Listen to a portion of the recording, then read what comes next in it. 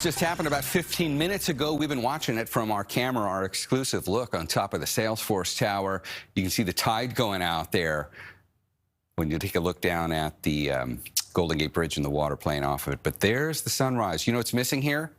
No marine layer, not there anyway. This is a live view of the Golden Gate Bridge, and you can see we do have some stratus cloud that are streaming in right over the Golden Gate.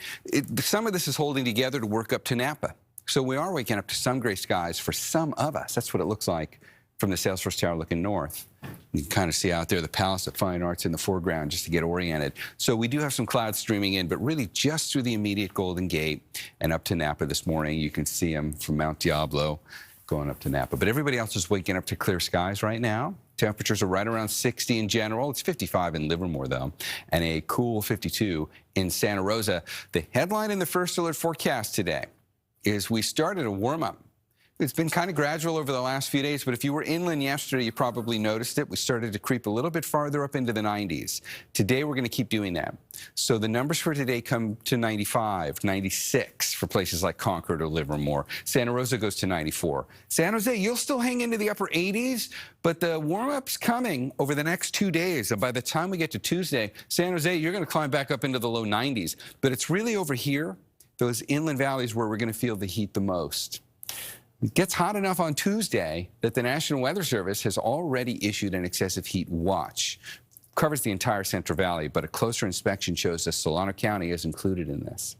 But let's get a little more nuance to this. I did this in the last half hour. I'm going to do it again here because I think it's a very useful tool to really get an idea for where we're likely going to experience the heat the most for this Monday, Tuesday, Wednesday period.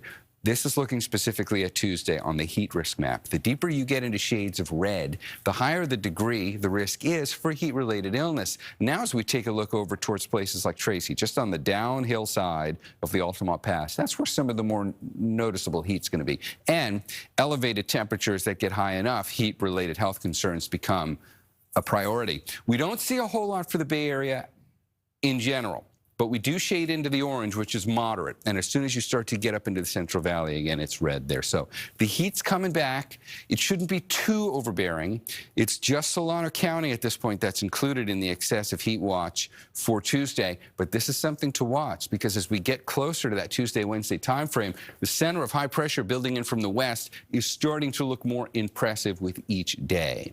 So the numbers already look a little higher in today's forecast for this Tuesday timeframe than they did yesterday. San Jose had you in the upper 80s yesterday on Tuesday. Today I've got you in the low 90s.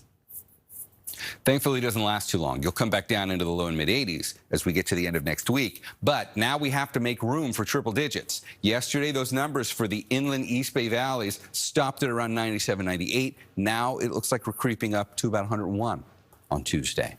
And then same story, looks great back here. We will get you back down into the mid-80s by next weekend, but that's next weekend. Next couple of days, Devin, we should start thinking about a return of some heat, hopefully relatively short-lived, but heat nonetheless.